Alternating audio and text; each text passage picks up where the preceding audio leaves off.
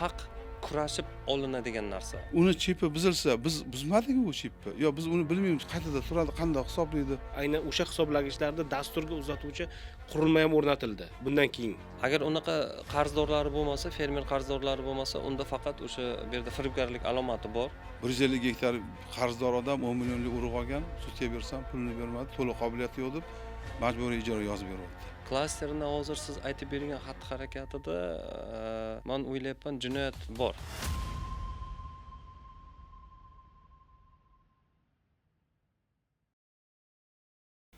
Endi yana kechagindagi bo'lgan narsa.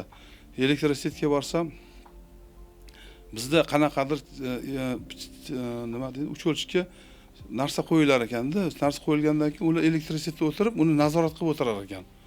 O'sha qo'yilgan narsasi 6 oy burun, 7 oy burun ishlamay qolgan. Elektr energiya qarzdorligi bizda hisoblanmaganda, unda ichida ko'payib ketgan. Ko'payib ketgandan keyin birdaniga uni ochishganda 12 million qanchadir qarzdorlik chiqqan. U oddiy tarifda hisoblaganingizda. Bu ana nima deydi, limitdan oshib ketadi. Hozir 18 million svetga to'laganman bu oyda. Yana 30 million pul yozib qo'yibdi. 30 million, 48 million bo'ladi. Yana qarang, u bizning aybimiz nimada? Uni chipni biz boshqarmaymiz. Biz unga aqlimiz yetmaydi. Biz uni bilmaymiz. Lekin ular o'tirgan joyda nazorat qiladi. Ishlamagandan keyin 10 kunda ko'rish kerak, 1 kunda ko'rish kerak, 5 kunda ko'rish kerak, 6-7 oy o'tkazgandan keyin, summa katta bo'lib ketgandan keyin kelib bizga tarifini 3 barobar oshirib, 2 barobar, 3 barobar oshirib olyapti. Bizni o'ldiryapti bu. Hozir to'g'risini aytganda, shu eng pastdagi siz boya to'g'ri gapirdingiz. Eng haligi fermerga qishloqda haligi qonundan sal uzoqroqda bo'lgan odamni birini ikki qilayotgan yo'q-da, lekin buni himoyasi ham yo'q. Mana bularniga qanaqadir chora ko'rsatish, uni iloji yo'q, uni qonunni to'g'rilash kerak. Qonunni ularga shu narsaga yo'l qo'yish kerak emas. Shundoq hisob-kitob qilishga. Chunki uni chipi buzilsa, biz buzmadik u chipni. Yo biz uni bilmaymiz, qayerda turadi, qanday hisoblaydi, unga qanaqa axborot beradi. Ular mutaxassislar o'rgangan, u qayerga qo'yishni ham bilmaymiz. Hozir 30 millionga haligi havodan yeb o'tiribman-da. Yana undan tashqari ishonasizmi, kadastr qilgan menga tegishli bo'lmagan joyi menga kirgizib qo'yganda, menga kirgizib qo'yib, mendan solig'i olgan. Menki solig'im ko'payib ketadi, dod deb eshigini taqilladi, boraverganimdan keyin yo soliqqa bordim, kadastrga bordim, Respublika soliq qo'mitasigacha chiqdim. Xullas, ishonasizmi, oxiri o'sha mendan o'sha joyi ular meni ishtirokimsiz oldi. O'rtada men 100 milliondan 145 million so'm soliq meni pulim olib qo'yildi. Bu pulimni yana 1 yil qaytarib beramiz deb aldab yurishdi. Lekin 1 yildan keyin men prezident administratsiyasiga murojaat qildim. Yana ko'p joyga adliyaga murojaat qildim, sudga murojaat qildim, prokurorga murojaat qildim. Xullas 1,5 yil deganda pulim qaytdi. Hozir qaytdi endi. Hozir soliq hisobida meni pulim turibdi. Endi bunaqa bo'lgan muammolarni aytsangiz rosa ko'p. Televizorda o'tirsam, men televizor ko'rmayman umuman.